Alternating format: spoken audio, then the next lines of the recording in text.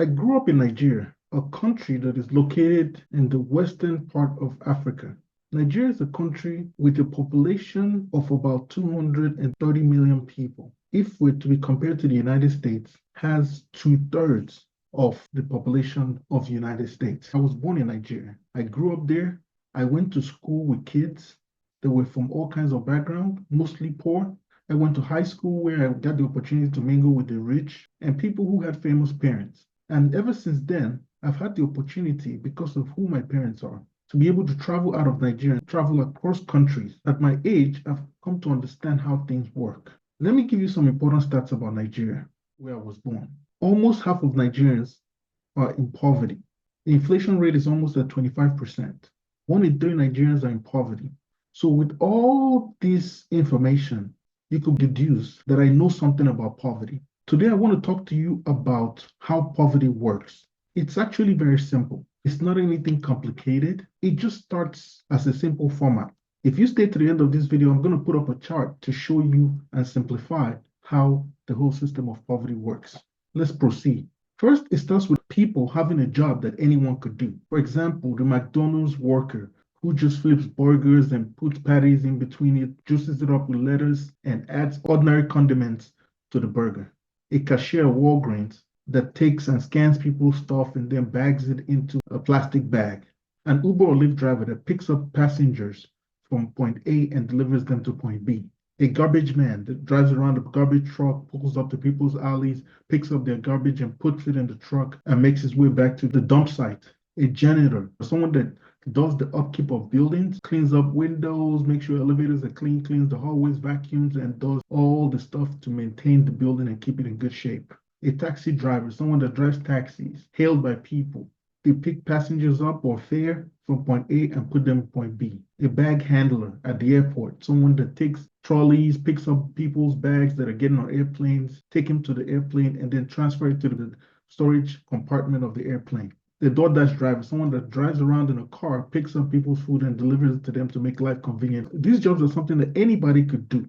When you do these jobs, you get compensated. Most compensations for these jobs are in the form of cash. When they give you the cash, it comes in form of a direct deposit, a check. It could come in other forms.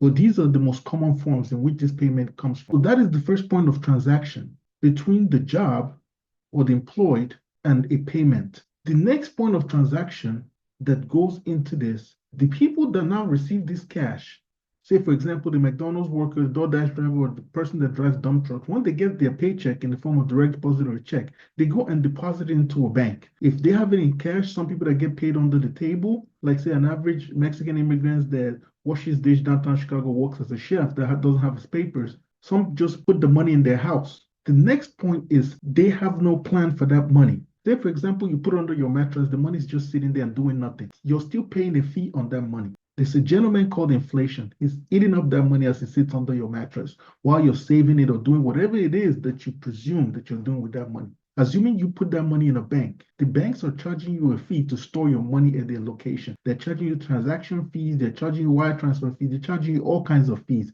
And let's say you just put the money there, you don't even move it. Inflation still eats that money and the bank still charges you a service fee or maintenance fee. Now, if you use that money to pay for your credit card bills, the credit card company charges you an interest fee, charge you all kinds of fees. If you have a credit card that has an annual maintenance fee, they charge you an additional fees. That money is getting ate up in different ways. In addition, remember, inflation is still eating the money either way, regardless of where you place it. Now, the last link to this chain of command is expenses. The next link, from having no plan, you have to spend money. So expense comes into play. Once people get that tangible part of their money, the money they can touch, the money that's in their bank account, tangible or intangible, they have no plan. And since they have no plan, they have to live. Now, people have bills to pay. This is where expense comes in. They have to pay rent, mortgage, their cell phone bill, Netflix, or any kind of subscription that they have, cable, internet, college loan, car payment. They have lifestyle. They have to travel, food. They have to maintain all this. Even just as the person, you have self-care. You have to maintain your beauty as a woman. As a man, you have to get a haircut. You have to do things to keep just for upkeep. And then after that, based on how poverty works, the chain links to nowhere. So now, take for example, I have this $100 bill. I hand it to you. Once I do that and I pay you for a service, and this $100 bill is all I have, once I give it to you, I have no more money. I'm down to zero. And after this, I just start to go into debt. Debt that I cannot handle, I have no money for, I have no plans on how to pay it.